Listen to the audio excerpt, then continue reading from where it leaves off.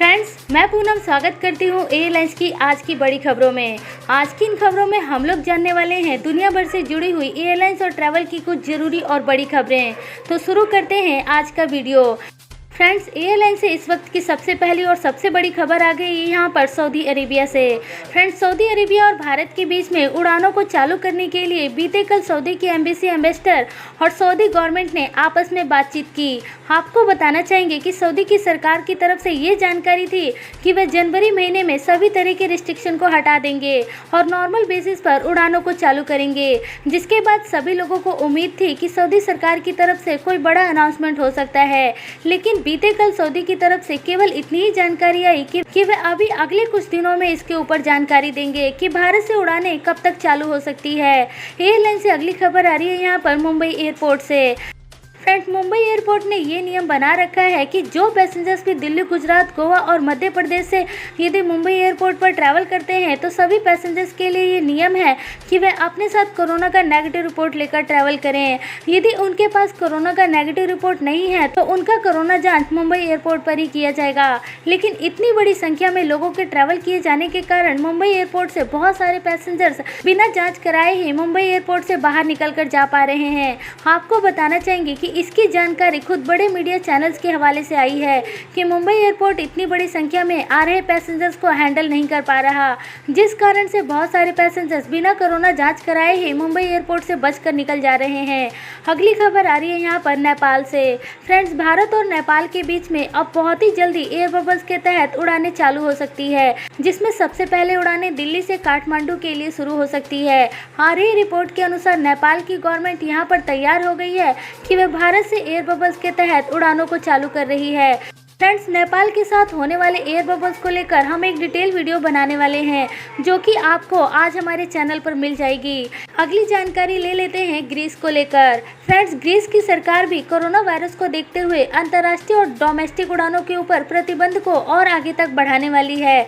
आ रही रिपोर्ट के अनुसार ग्रीस से कैटालोनिया की उड़ान को 14 दिसंबर तक के लिए सस्पेंड किया गया है। इसके अलावा ग्रीस से टर्की, अल्बानिया और मैसेडोनिया के लिए भी उड़ानें 14 दिसंबर तक के लिए सस्पेंड कर दी गई है। फ्रेंड्स, आपको बताना चाहेंगे कि कोरोना वायरस के सेकेंड हिट को देखते हुए यूरोप के कई देशों में उड़ानों के ऊपर या तो रोक लगा दी गई है या फिर लिमिटेड बेसिस पर ही उड़ानें ऑपरेट हो रही है, और इसके अलावा कई देशों में फिर दोबारा से लॉकडाउन को लगाया जा रहा है। अगली खबर आ रही है यहाँ पर कोरोना वायरस वैक्सीन को लेकर। फ्रेंड्स, दुनिया भर में फैले कोरोना वायरस से निपटने के लिए हर देश कोशिश कर रहा है कि कैसे भी करके कोरोना वायरस को खत्म किया जाए। आपको बताना चाहेंगे कि अभी 10 दिन पहले ही कोरोना वायरस वैक्सीन को लेकर एक खबर आई थी कि फाइजर नाम की कंपनी ने कोरोना वायरस वैक्सीन को डेवलप कर लिया है, जो कि 95% मरीज को ठीक कर सकती है। फ्रेंड्स, इस न्यूज़ के बाद अब यूके पहला ऐसा देश बनने वाला है जो कि कोरोना वायरस वैक्सीन का इस्तेमाल करेगा। आपको बताना चाहेंगे कि इस समय कोरोना वायरस वैक्सीन का इस्तेमाल करने वाला यूके पहला ऐसा देश बनेगा जो कि अपने नागरिकों के ऊपर कोरोना वायरस वैक्सीन को शुरू करने वाला है।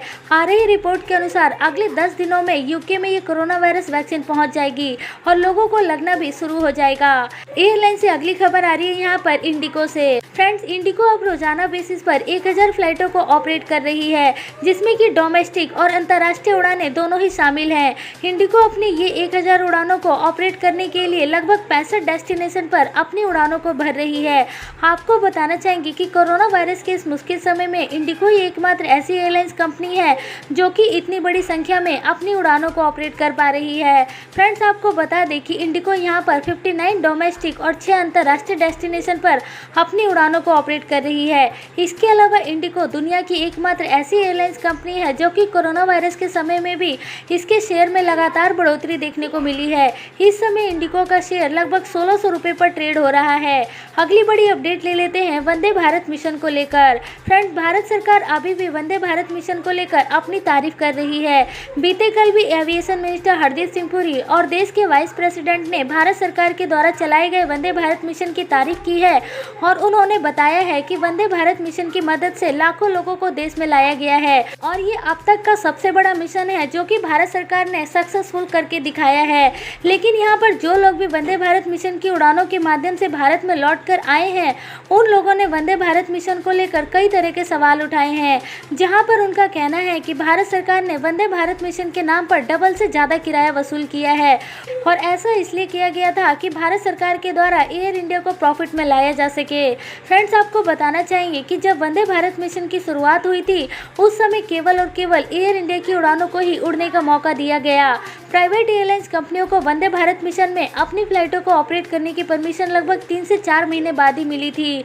चलते ही अगली खबर की तरफ, जो कि आ रही है स्पाइस जेट से। कोरोना वायरस के इस मुश्किल समय में स्पाइस जेट अपने लिए नए बिजनेस की तलाश कर रही है, जिसके तहत अब स्पाइस जेट अपने लिए नए कार्गो विमान अमेरिका से लेने वाली है, जिसकी मदद से वह कोरोना वायरस की वैक्सीन की डिलीवरी कर सके।